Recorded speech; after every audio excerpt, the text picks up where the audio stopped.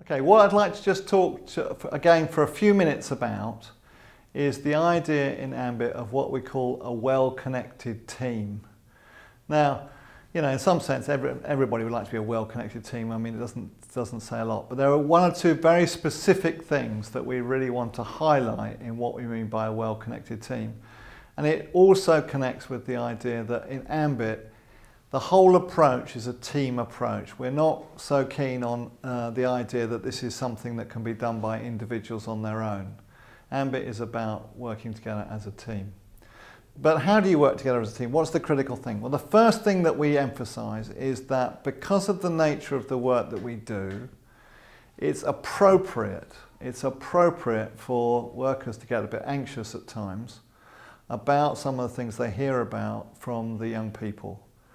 It's not about feeling you can't do your job. It's actually just a perfectly appropriate response to the fact that when a young person says they feel they want to die, or there's a young person who feels really kind of angry or violent, or they feel that they feel out of control, that these things absolutely and understandably make a worker anxious.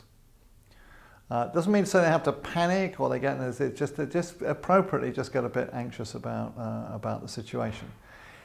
The thing about anxiety, the thing that's tricky about anxiety is it can easily lead people to feel that they shouldn't be anxious, or they start to get a bit isolated with the problem. They begin to get a bit self-critical, as if it's they're doing something wrong, which is, in our view, not the case. So they become a bit isolated. And what the crucial thing in a well-connected team is to develop a culture in which it's completely fine to ask for help. Just ask for help from other members of the team saying, I'm a little bit worried about this case, I'm not sure what to do, can you give me a hand?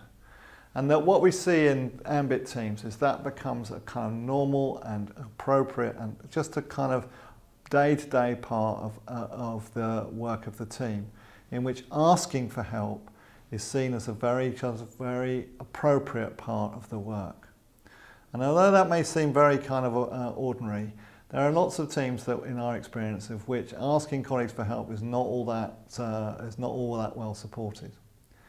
The point here then is that in a well-connected team is that the helper, the person who's been asked to give a bit of help, needs to just do one or two things that also makes the process work a little bit better.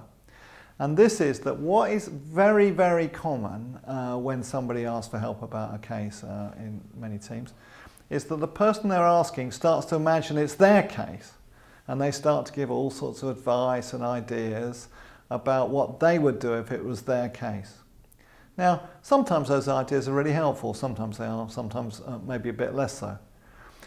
When you have a whole team meeting, when that goes on, the person whose case it is can feel quite bombarded with all sorts of suggestions about all sorts of brilliant ideas that people might have about a case, or not, but sometimes it can feel like a little bit of a bit overwhelming to the amount of advice that you can get when people imagine it's their case.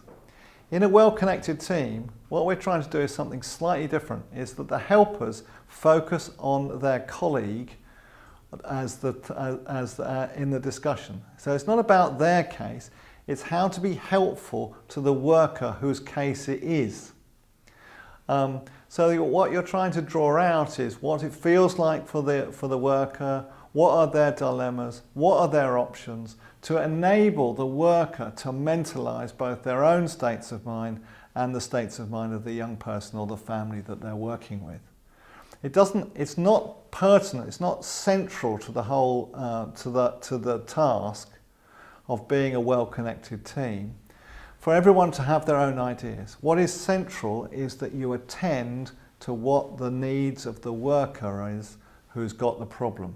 So in a team meeting, rather than everybody all chipping in with all their own ideas, the aim is to structure the meeting so that, for example, the person might present the case and say, I'm really kind of worried about this and this and this.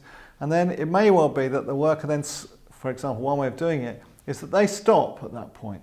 And the team have a bit of a conversation about what it would be like for the worker in this kind of situation, of which the worker just listens to that.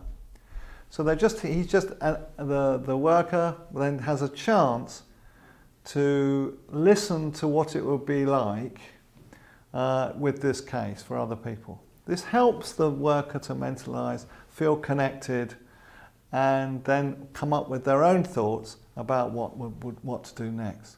So the connection is always about trying to support the worker who has the task, rather than everyone to think that all the cases are something that they need to have a view about.